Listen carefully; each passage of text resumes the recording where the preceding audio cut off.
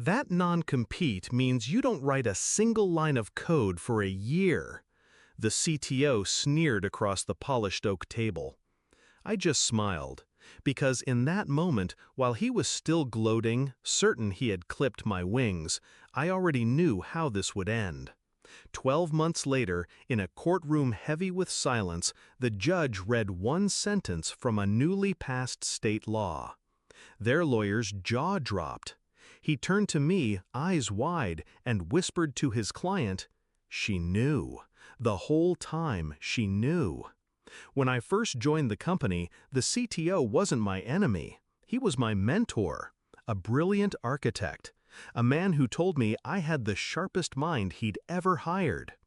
I stayed late nights, writing code that turned fragile prototypes into living products.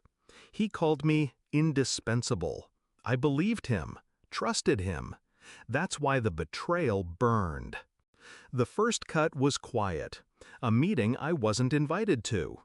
Notes from a roadmap session where my name was absent, my work discussed like it had materialized from thin air. Then the contract renewal, my base salary frozen, equity clawed back. And then, the final strike. The non-compete clause shoved across the table like a weapon. "Sign it," he said, "or walk." 12 months barred from my craft. No coding, no startups, no side projects. A cage built out of legal ink. I signed. Not out of defeat, out of patience. Because cages rot and contracts bleed. I didn't waste time raging. Rage was his language, not mine. I studied state law, legislative updates, court rulings buried in PDFs no executive would bother reading. And there it was, a bill creeping through committees drafted to protect workers from abusive non-competes. A bill I knew had enough momentum to pass before my year was up. While he thought he had locked me down, I was counting votes in the state assembly. Every smirk he gave me, every time he dismissed me as benched, I filed away like data. Noise, feeding the inevitable signal. I obeyed the contract, publicly at least. I didn't write code, I didn't freelance, I didn't touch a repository that could be traced. But I studied the market. I mapped problems waiting to be solved. I designed architectures in notebooks, never compiling a single line. Paper doesn't violate a non-compete. Thought doesn't either. By the time 12 months crawled past, I wasn't starved. I was sharpened. And just as the cage door creaked open, the law changed. Courtrooms smell like dust and coffee. He sat across from me, smug, confident, his legal team stacked with suits who charged by the hour. They thought this was routine. Enforcement hearing, open and shut. Their lawyer began with thunder. "Your Honor, the defendant signed a clear non-compete. She is barred from engaging in any competitive activity for 1 year. She violated this agreement." I didn't flinch, because I knew what was coming. The judge flipped a page, adjusted his glasses, and read aloud. Pursuant to State Statute 23.47, effective as of last quarter, non-compete agreements restricting employment are void and unenforceable. The courtroom fell still.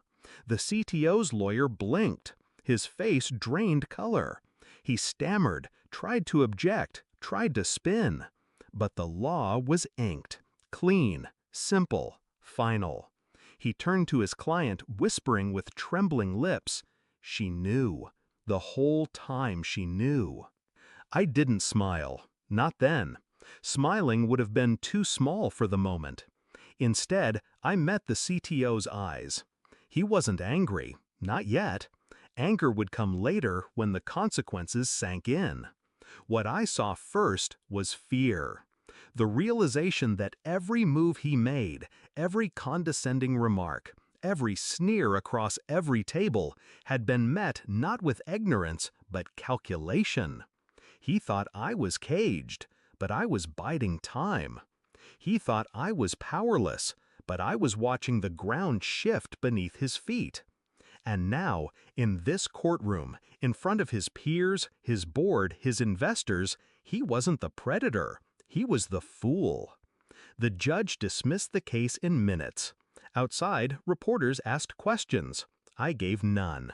Silence was enough. The law spoke louder than I ever could. Back at home, I opened my notebook, the one filled with sketches, systems, ideas born in the shadows of that enforced year. And for the first time, I turned thought into action.